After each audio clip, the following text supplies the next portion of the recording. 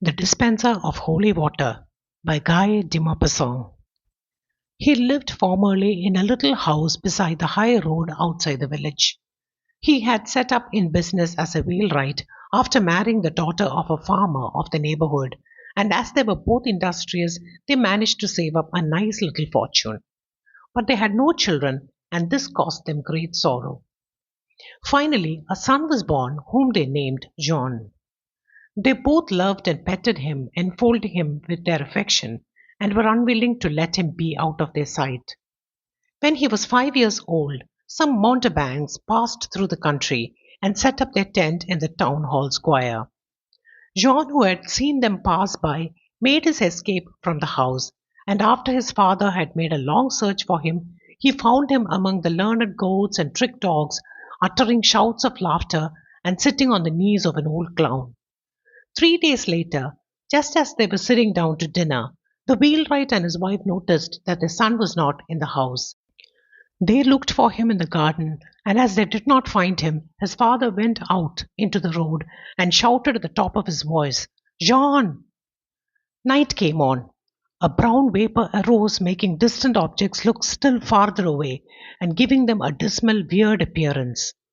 3 tall pines close at hand seemed to be weeping. Still there was no reply, but the air appeared to be full of indistinct sighing. The father listened for some time, thinking he heard a sound first in one direction, then another, and almost beside himself, he ran out into the night, calling incessantly, "Jean! Jean!" He ran along thus until daybreak, filling the darkness with his shouts, terrifying stray animals torn by a terrible anguish, and fearing that he was losing his mind. His wife, seated on the stone step of their home, sobbed until morning. They did not find their son. They both aged rapidly in their inconsolable sorrow. Finally, they sold their house and set out to search together. They inquired of the shepherds of the hillsides, of the tradesmen passing by, of the peasants in the villages, and of the authorities in the towns. But their boy had been lost a long time, and no one knew anything about him. He had probably forgotten his own name by this time, and also the name of his village, and his parents wept in silence, having lost hope. Before long, their money came to an end, and they worked out by the day in the farms and inns, doing the most menial work, eating what was left from the tables, sleeping on the ground, and suffering from cold. Then, as they became enfeebled by hard work, no one would employ them any longer, and they were forced to beg along the high roads. They accosted passers-by in an entreating voice and with sad, discouraged faces. They begged a morsel of bread from the harvesters who were dining around a tree in the fields at noon, and they ate in silence seated on the edge of a ditch. An innkeeper to whom they told their story said to them one day, "I know someone who had lost their daughter, and they found her in Paris." They at once set out for Paris. When they entered the great city, they were bewildered by its size and by the crowds that they saw. But they knew that Jean must be in the midst of all these people, though they did not know how to set about looking for him. Then they feared that they might not recognize him, for he was only 5 years old when they last saw him.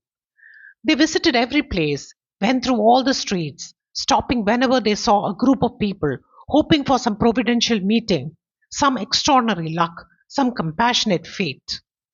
They frequently walked at haphazard straight ahead, leaning one against the other, looking so sad and poverty stricken that people would give them alms without their asking. They spent every Sunday at the doors of the churches, watching the crowds entering and leaving, trying to distinguish among the faces one that might be familiar. Several times they thought they recognized him, but always found they had made a mistake. In the vestibule of one of the churches which they visited the most frequently, there was an old dispenser of holy water who had become their friend.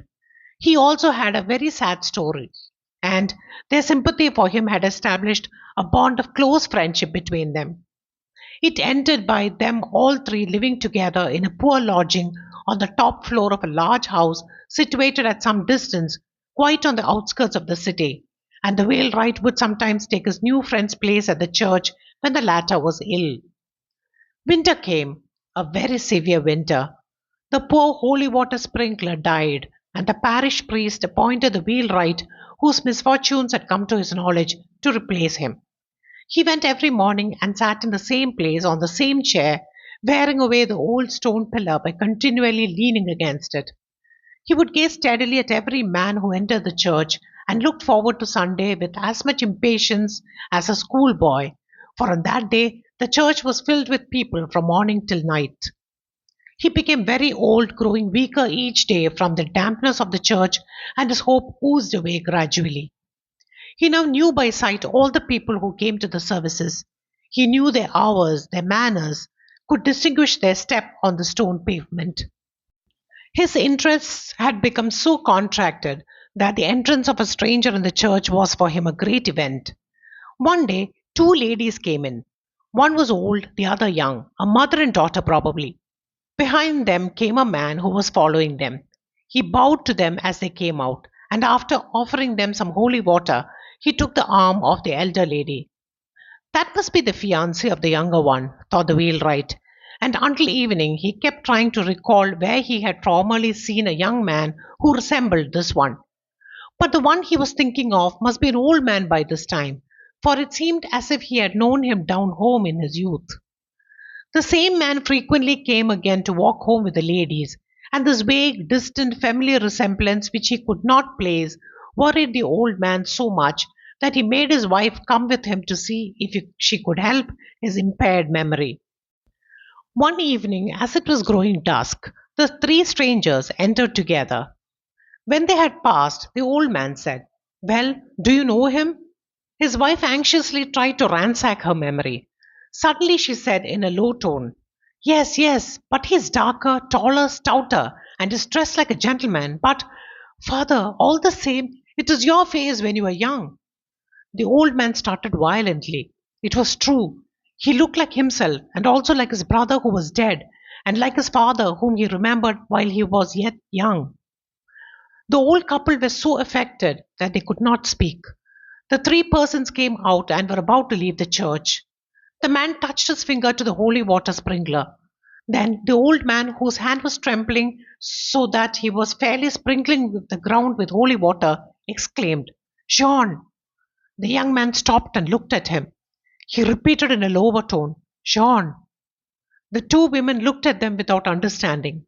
He then said for the third time, sobbing as he did so, "Jean!" The man stooped down with his face close to the old man's, and as a memory of his childhood dawned on him, he replied, "Papa Pierre, Mama Jean."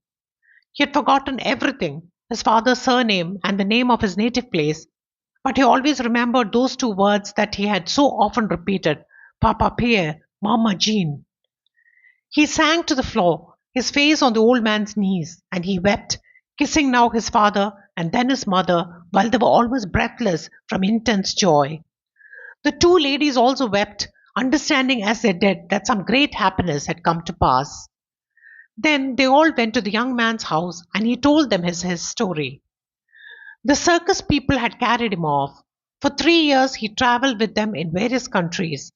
Then the troupe disbanded, and one day an old lady in a chateau had paid to have him stay with her because she liked his appearance. As he was intelligent, he was sent to school, then to college, and the old lady, having no children, had left him all her money. He, for his part, had tried to find his parents, but as he could remember only the two names Papa Pierre and Mama Jean, he had been unable to do so.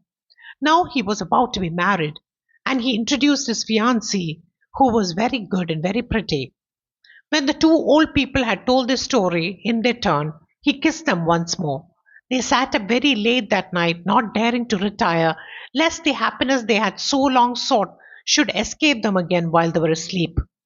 But misfortune had lost its hold on them, and they were happy for the rest of their lives.